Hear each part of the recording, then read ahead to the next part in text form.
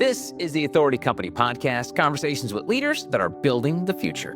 Hola, I'm Joe Pardaville, and everybody loves a small town kid done good story.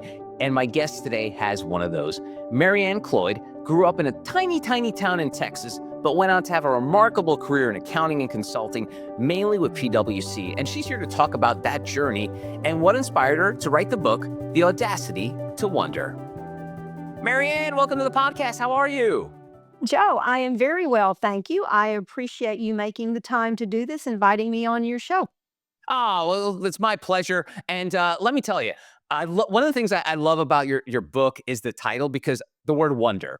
And I don't want to get, obviously, it's not all about wonder, but I always feel that wonder is the one thing we all kind of lose as we get older. And when people say, I'm dying inside, they joke around. I think what dies inside is wonder. And that leads to relationship breakups, because you lose that sense of wonder in your partner. At work, you lose your sense of purpose and wonder in that. So tell me about wonder and what wonder means to you. It's interesting because the title came after the book was finished.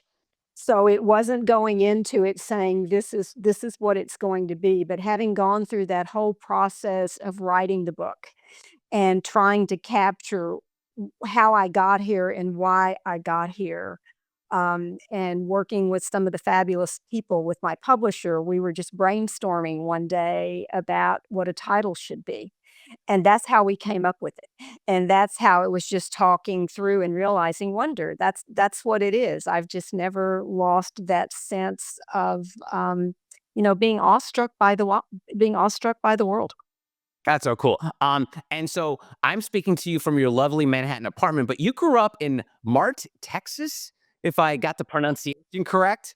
You got it right. I'm impressed. You got the pronunciation of both my last name and where I grew up correct, and not everybody does. Nice. All right. So what is Mart, Texas like? Because as Northerners, we kind of have this attitude of, oh boy, big red state, everybody's got guns. It fill in the stereotype you wish. But what is Mart, Texas like? Well, now you have to understand, you will get my perspective of Mart, Texas that goes back to when I was still there. So Okay. I left many, many, many years ago and Okay. have not been back. But it would be sort of like small town, right? Where when I think back of it, I think back of everybody being interested in what everybody else was doing.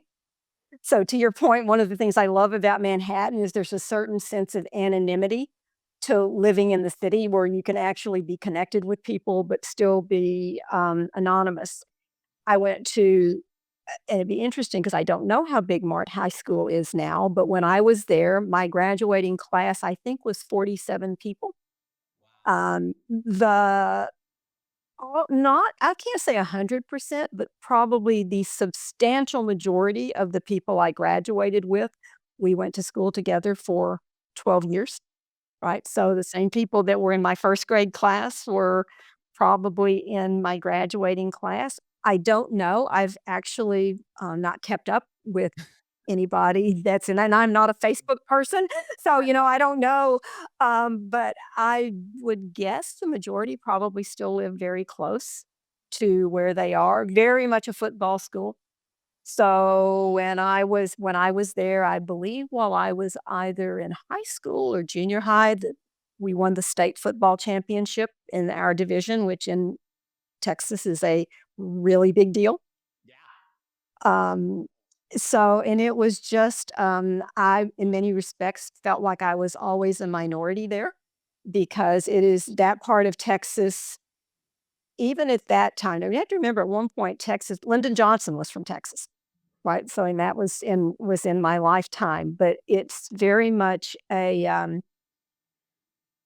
I know, it's just such a different place that I'm not sure I ever felt like I really belonged in. I can't, I was, when I said as a minority, I was raised Catholic. Hmm. So, and that was very much not what that part of the state was. So your visions of some of the, the Southern Baptist, the evangelical. That was much more the area I grew up in, and I can remember my father being when friends would say, "Do you wanna go to summer Bible class with us?" And my father, as a devout Catholic, would be quite troubled by that. Yeah. That's so funny. And in the book you describe feeling different. Was it all derived from religion and having that Catholic background? Was that where the difference started? No. No. No, it was everything.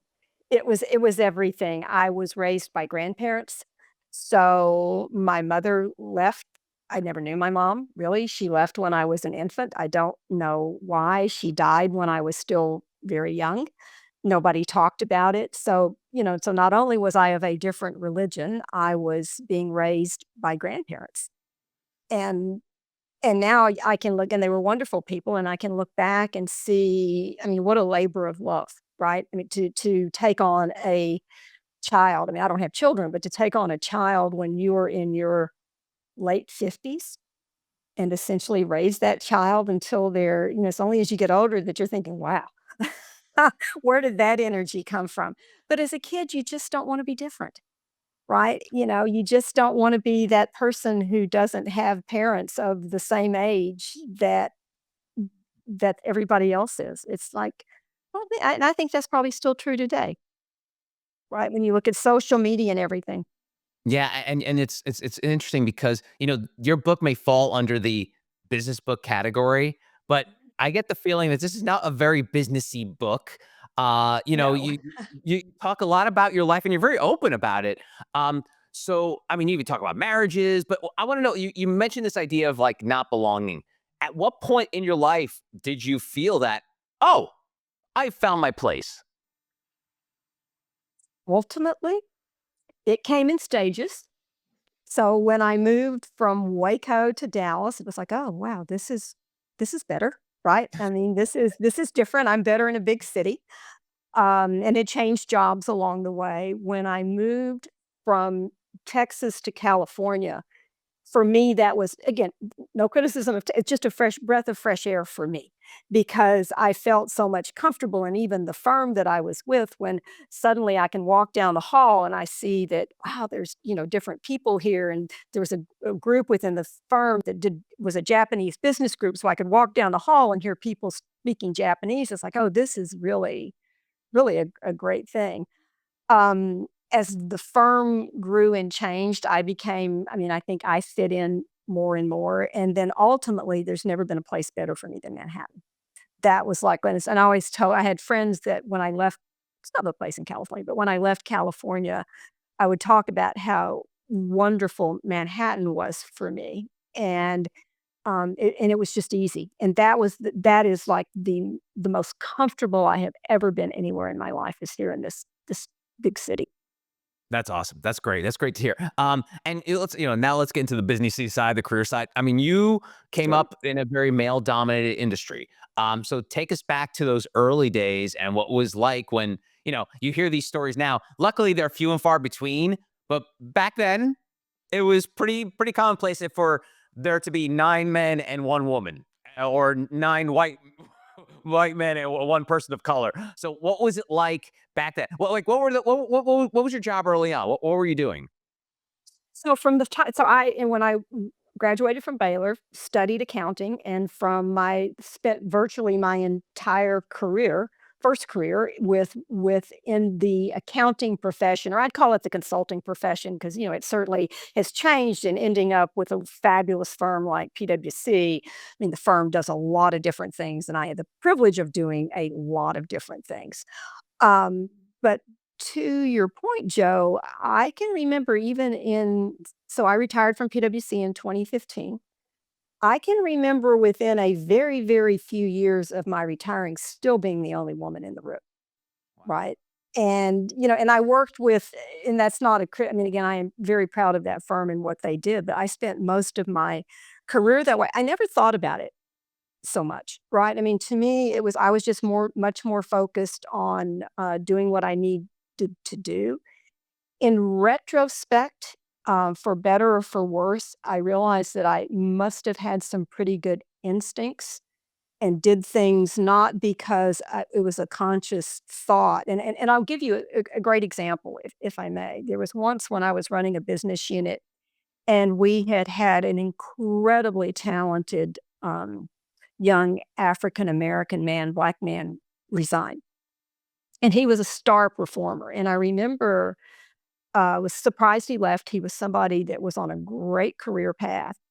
And the person who was running HR for me, when she interviewed him, he made the comment that he felt uncomfortable. I don't know if see the word discriminated, but he didn't feel like he was accepted, belonged, or whatever. And I was stunned because this was in Southern California. I saw none of that.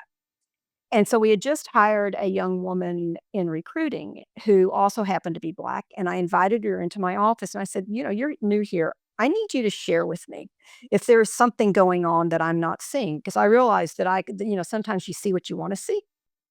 And I said, "Is there some type of, something, discrimination, whatever word you wanna use going on that I don't know about?" And she said, "Well, Marianne," she said, "not in the way that you would think of it, where it's overt."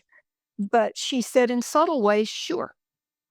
And she gave an example, and she gave the example of her husband, and I forget where he worked, but who was also Black, and she said, "So if he's standing around, he's not a golfer, and all the guys around him are talking about being at the club that weekend where they played golf, by virtue of the fact that that's not the world you came from, you don't feel included." And what I realized that I did instinctively in retrospect was, first off, I knew there were people that would never include me. I had a man once tell me that I was just taking a job that belonged to some deserving man. Like, okay, sorry you feel that way, but anyway, but he did. And so somehow I knew somebody like that would never be, forget advocate, whatever. But I found a way to make it easy for them, right? So I am not a golfer. But, if I'm going to be in a meeting or around people where I know there are a lot of golfers, I can find a way. I will make sure that I am informed enough, that I know what's going on, so I made it easy for them to talk to me. Um, and how did I know to do that? I don't know. I really don't know. And it's only in retrospect that I realized that that's what I did. Hmm. Now, you did have some mentorship along the way, and you talk about Bernie in the book. Tell me about Bernie's impact on your career. So Bernie was, so that was not a business impact. Well, it was indirectly. Bernie was, believe it or not, a psychiatrist that I saw in Waco, Texas. So was there with me when I escaped from Waco to Dallas. And from a very different background. He was, again, in Waco, but he was Jewish, and had moved there from New York. And I think that he may have been the first person I ever talked to who I felt saw me for who I was even when I couldn't see myself for who I was, and provided encouragement that was obviously not just on a personal side, but also on a business side. And if I ever had a mentor, I mean, and from a business standpoint, it was also someone in Texas who was an amazing man by the name of Phil, who I met when I was interviewing when I graduated from Baylor, and who I kept in touch with, not necessarily regularly, but, literally almost until the day he died. And in retrospect, owe him so, so much. Um, in fact, Joe, when you say that, it brings up, I was having lunch with a friend one day this week, and she is also retired from her first, she was had a major corporate positions. We're talking about the impact that people have had on our lives, or the impact we might have on other people's lives. And she told a story of, like, she said, and it was somebody, she said, "I don't know that he will ever know what he did for me, but it was like," she said, "I was working on a project." It was like one of, first major corporate position. And she said, "I had done something," it was a project that did not go well. Let's just say that. And that happens to all of us. And she said she remembers being in this person's office and saying, apologizing for things going bad. And his comment was, "You need to believe in yourself. I believe in you." And she says to this day, he probably has no idea what those words meant to her. And I can go back, so whether it was Bernie, my psychiatrist, or whether it was Phil in the business world, just I mean, it's like just a few things. And some of those things, Joe, can also be the so I always used to tell people that were working for me, sometimes you can learn as much from a bad mentor as you can from a good one. Totally. No, I absolutely. I mean, my life. I go back and I'm like, I have like this mental checklist of folks I work with that were like legendary in their field. And I'm like, yeah, I'm not gonna do that. I'm not gonna do like, yeah, I'll take the good stuff, Exactly. but not the bad stuff. Exactly. And that probably propelled you as far as even some of the good things you could say that, yes, that's what I want to emulate, or I hope I always do that.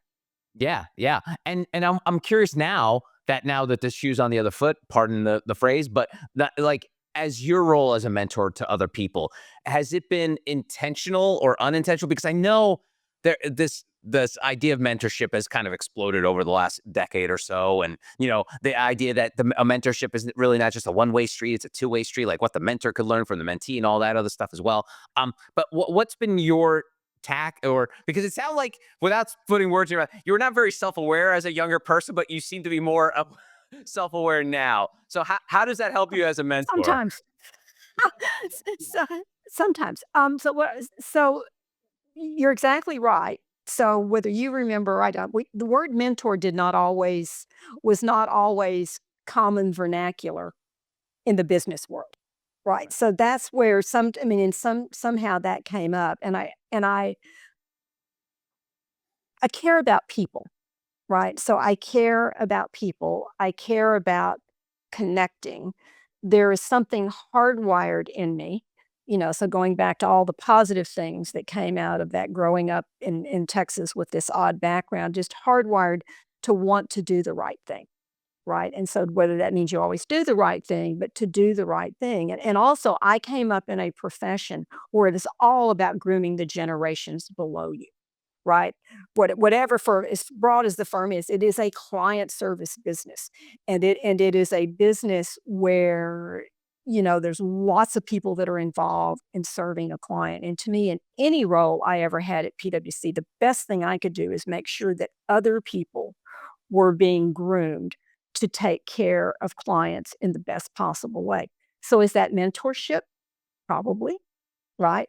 Probably. And some of it certainly as the years went on, may have been deliberate. And again, and I could, we could get into that debate because I was always one a bit skeptical and probably still am that you can assign a mentor, right? Because to me, an effective mentorship means that there is some connection. There's a connection, there's a trust, there's communication has to be easy.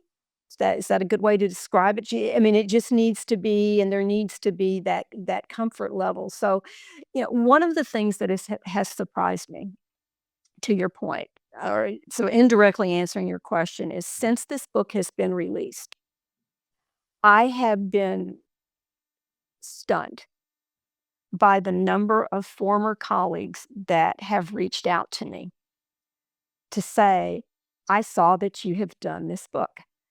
And, congratulations." But the messages I've gotten about, some were like, "You may not remember me, but I was working back in Dallas when you were with the firm and so, always." And then even one from a partner one day this week who is somebody, I mean, we never worked that closely together. We were always in different offices. We spent, I mean, I've met his wife, but not somebody that I had regular contact with, who sent me a note to say, one, that he found the book a page turner, which I'm still amazed, but and also to say, his comment was, he said, "I had issue with the fact that I think you were too humble because you spent a lot of time talking about what other people did for you. You spent almost no time talking about what you did for other people."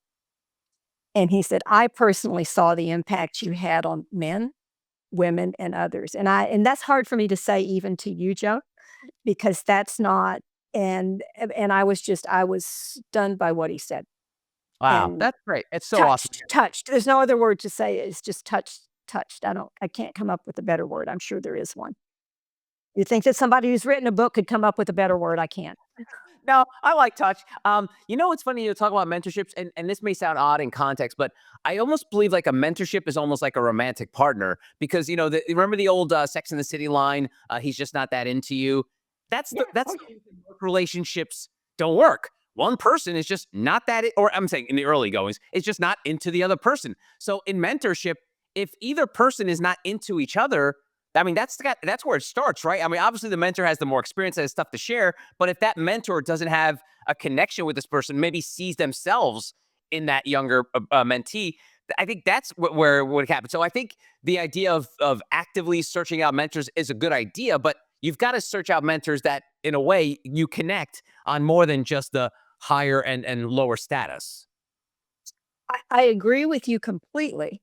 And also when you say that, Joe, it makes me think too, it's hard for me to believe that anybody could ever have just one mentor, right? Yeah. Because different people are good at different things and, whether it be the hopefully more good mentors than bad, but well, you actually said it very well, right? That you saw different things in different people that it's like, "Oh, yes, someday when I'm in that position, that's how I wanna do that." It's like, "Oh, no, I would never, would never do that." Yeah, yeah. So, yeah, for Let's sure. get into the world of consulting a little bit here because it is very mysterious. I often joke that these folks at like Deloitte and PwC and McKinsey, like no one actually knows what you guys do. There's this idea that when a company hires a consultant, it's like, oh boy, the blank's about to hit the fan. Tell us about this relationship when you go in and work with a company as a consultant. You know, is there the initial friction? Because usually leadership's all aboard because they're doing it because their board said something like, "Hey, you got to do something." They're like, "Oh, of course, I'm gonna bring consultants in here," and then it's usually the people underneath the leader that have to deal with the consultant. But tell me about that relationship between consultant and client. Um, Complex, right? Okay. How's that for a starter? Complex because it's all across the board, right? I mean, so it could be that depending so there's one aspect of what a PwC, which is doing the public service, if you will, of providing independent audits for firms that they have to have, right? Your public company, you've got to have audited financial statements. But in any given year, on any given client, depending upon, what might be going on, I mean, that's complex. It's complex, it's hard. Tax services, which is where I spent a lot of my career. Some of that could be, everybody's working. There may not be the friction because both the company and the firm is brought in to help solve a problem, right? So to help solve a problem that everybody is on board that it needs to be solved. That doesn't mean it's not that it's always easy, but there can't be friction. And then certainly there's the other aspect that you bring up, which is the mysterious consulting thing where maybe everybody at the company's not on board, right? And to me, that's what makes it's like a client relationship. It's like any other relationship, and it's getting the right team on board, right? I mean, getting the right people, and it's the beauty of a PwC where you got just an unbelievable number of talented people, but it's knowing, and that's where I would also say, to your point, in the mystique about is learning how to serve and being self-aware, and this is keeping on your theme of a PwC. I remember I was at some training session, and I was pretty senior partner by that time, and somebody had asked, and it was like probably as all partners and younger people. It's like, I'll say, "So get up and tell a story about when you made a mistake." Right? Because you should be able to learn from other people's mistakes. And I remember everybody else got up and told some benign, and that's the only way I can describe it, benign story about, like, I don't know what it was, like, I was 12 hours late with a deadline, even if they said that. And I remember I got up and I told the story, and it was when I was fired from a client. And that's never easy. But again, complex relationships, to your point, and maybe, and I was on this job and I was working with, I was actually the tax partner on the job. I was working with an audit partner, and I could tell that it was troubled. It was some very difficult issues. Felt like I was the one that would always have to find the way to say, yeah, well, no, we can't exactly do it that way or whatever. And one day the audit partner called me. He's a great guy. And he's like, Marianne, I don't know how to say this. And I'm like, what? And he's like, well, the client is called and they really want you off the job. And this is not a small client. And I'm like, I said, don't, I'm so sorry you're having to do this. It's not a problem. We need to get the right person, and I'll be there in the background, right? You don't have to worry about that. I will be there. I will be invisible. But what I learned from that, Joe, is I knew it in my bones. I knew things were not going well. And in retrospect, what I would have done differently is I should have gone to my partner and said, "You know what? I can tell I'm not the right person for this job right now." Right? I am there is a tension here, there's a friction here, it's making it harder for everybody to get done what they need to get done. You need to replace me on this job. Right? And again, I'm not going to, I'm like, I am here, I will do whatever. Because then I think back of how impactful it could have been for him. Now, mind you, it all turned out okay, and in the PwC, you've got a wealth of talent, but I thought back, how great would this have been for him to go in and say, "You know what? I can tell that things are not where they should be with Marianne on this job, and you are so important that we need to get her off this job, and we need to find the right person for you," and not made the client have to come to him. So to me, and I would tell anybody that to this day, it's like, be that self-aware, and it's okay, right? It's okay, and it's okay to make mistakes. It's okay to make mistakes. I don't know anybody who doesn't, and it's like, what do you do with those mistakes? How do you learn from them, and how do you go forward from it? That's great. That's great. And your career has been pretty illustrious. You're served on several boards, and when I speak to people who are trying to build up their authority, there's two things they always strive for. One, they want to be public speakers. They want to go. They want to make a living traveling the world, giving speeches. And two is be on boards. Now, those two things are things you should want to achieve. But I think sometimes, especially in the world of business, it's like I should do that because I should do that. Not because I want to do that. It's because, oh, that's good for me. It's like, well, but when I talk to people about podcasts, like I say, why do you want to do a podcast? Well, everyone else doing a podcast, so I should do it. Or a book. Why'd you write a book? Oh, all my other colleagues are writing books, so I'm gonna write books. So tell me about, let's get into the weeds of being on a board and what it means to be part of a board and be able to have an impact on a company in a way where you're not there, day to day. But like talk about like how important it is for you to be on a board. I would love to, and when I after I do that, now we come back to the public speaking also. 'Cause I have one very it's like another thing that it, like, goes back to the days in Mart that affects public speaking that I had not thought about until you asked that question, but being on a board. So and Joe, I'm beginning to feel like you and I think a lot alike. So I had the privilege of serving on PwC boards, both its US I had the privilege of serving on both the PwC US board and the PwC global board. And in doing that, I realized how much I enjoyed that aspect of business, being on the governance side. And then the last job I had with the firm. So I knew going into when I retired from PwC that I didn't want to do nothing. And I knew that I loved serving on a board. And what I love about it is that it is intellectually interesting. Right. So it is intellectually interesting in that the companies I am involved with are interesting companies. They do interesting things.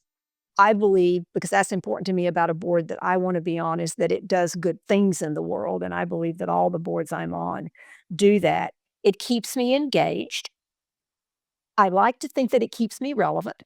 So I like to think that it keeps me relevant so that I can sit here and have this conversation with you that hopefully others will hear that talks about what you can do, but I don't have to be involved in day-to-day operations, right? So I don't have to be involved in running that company or running a division of that company on a day-to-day basis. So to me, and I get to be with interesting people and people doing good. So the CEOs of these companies are, you know, fantastic people. The other people I serve on the board with. So it is all of that, and I feel like it enables me to continue to hopefully take all these years of experience that I've had and having seen a lot of things, because your job on a board is not to run the company, right? But it is to, I believe when you're most effective is when you can ask the right questions, right? When you can ask the right questions that will help management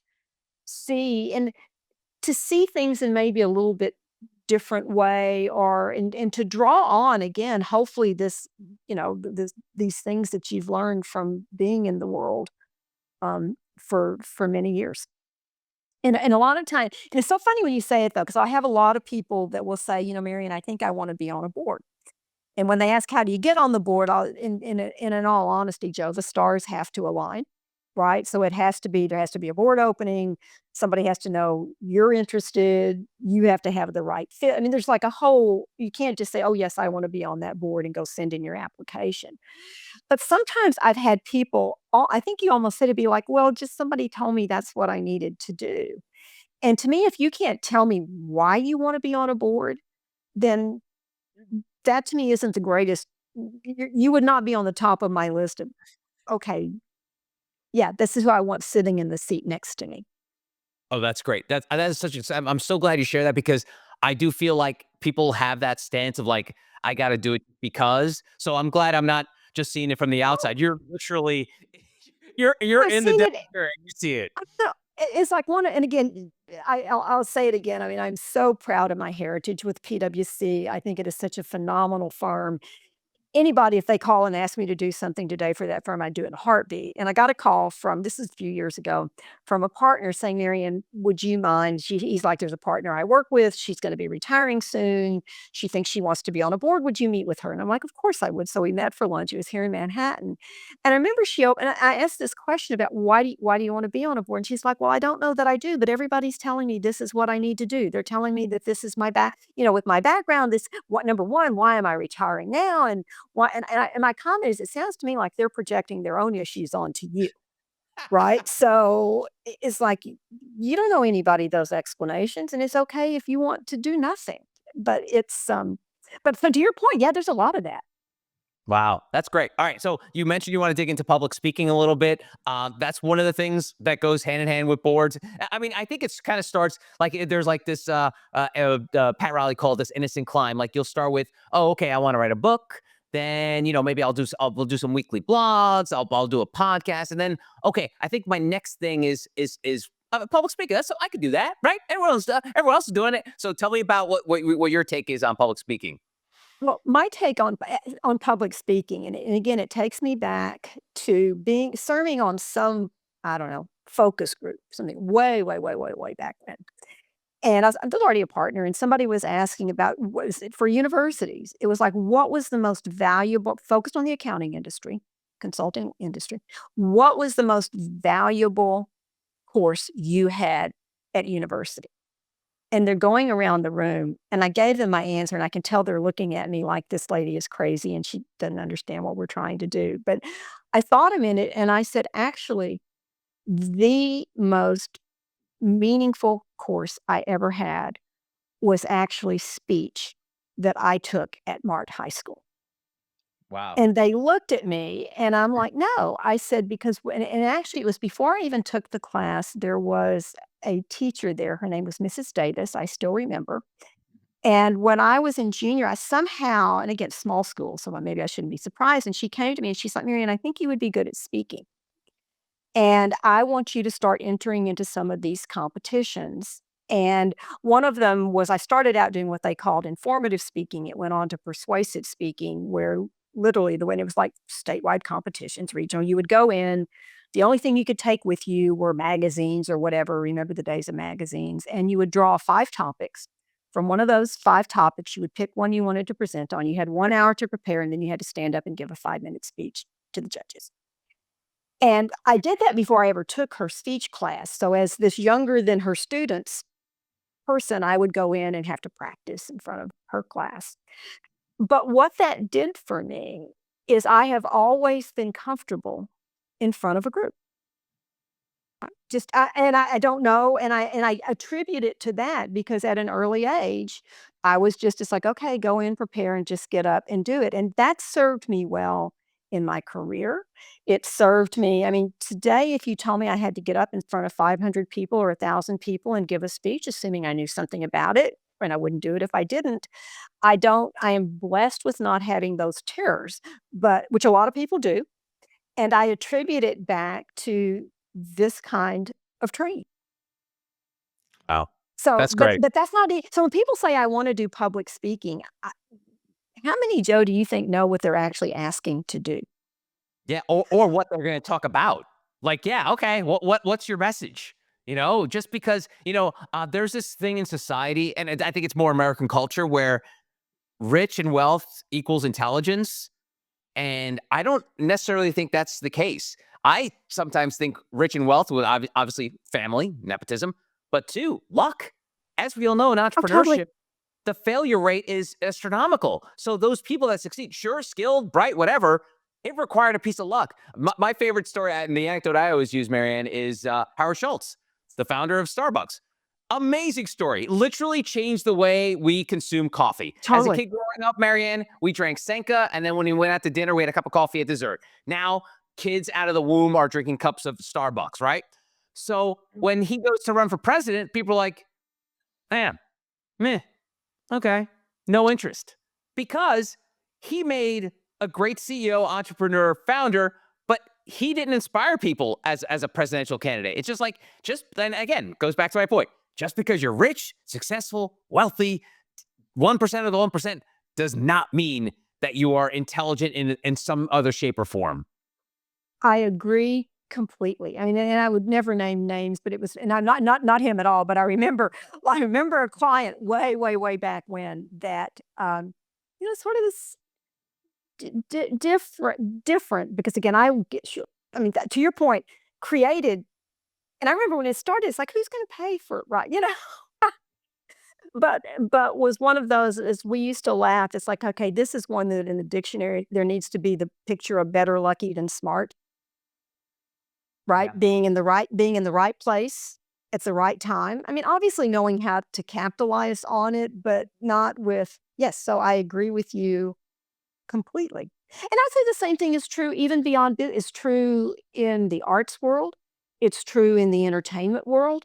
I mean, obviously, because I'm sure there are a lot of people that are very, very talented out there as artists, as singers, as thespians that don't ever become household names. Right. And one thing that you were able to do, you were able to accomplish that not a lot of people have is write a book. And I always tell people when they ask me for advice on like making something, I say, my best piece of advice, do it. Just actually do the thing. And you did it with this book. And I always love to wrap these conversations up by talking about the dedication of the book. And you Mm. dedicate your book to my niece, Dr. Trudy Cloyd. Thank you for sharing your life and family with me. Never forget that you are amazing and I love you unconditionally more than words can express. Why was it important to dedicate the book to Trudy? Because she is an amazing human being. You bring tears to my eyes, sorry. Trudy was one of the ones that when I was deciding to write this, I called Trudy. All right, and I said, Trudy, I'm thinking about writing a book. What do you think? And she was like, please do it for me. And she is Trudy is an emergency medicine physician at Columbia Presbyterian here in New York. So I have watched this young woman, go through medical school, go through her residency. She has a wife and two beautiful children now, but Trudy was 18 months in attending. So she left when she graduated from NYU, finished her she's chief resident at NYU, I might add, went to Columbia when COVID hit. So I got to see COVID in New York City through the eyes of this amazing woman, and she is all about giving back. She is, and again, she will always second guess herself, and that's like one of those because she's always like, "What more should I be doing? I don't know if I'm like," and I don't know that she realizes how good she is and how special she is. And in fact, when it came out, one of the things I told her, and I told her, it's like, Trudy, the only thing I know about this book is I know who I would dedicate it to. And she was like, okay, I can't even believe that. But one of the things I said to her, Joe, is, Trudy, I hope that even long after I'm gone, any day you are having a not great day, please just read that dedication, right? Just to remind yourself of who you are and that, again, I am always there for you. Wow, that's great. Thank you very much for sharing that with me. She is Marianne Cloyd, the author of The Audacity to Wonder, A Journey of Persistence, Resilience, Gratitude, and Love. Marianne, thanks so much for the time. I really appreciate it. Joe, thank you for doing this again. And that's going to do it for this episode. If you'd like to find out more about Marianne and our other authors, go to theauthoritycompany.com.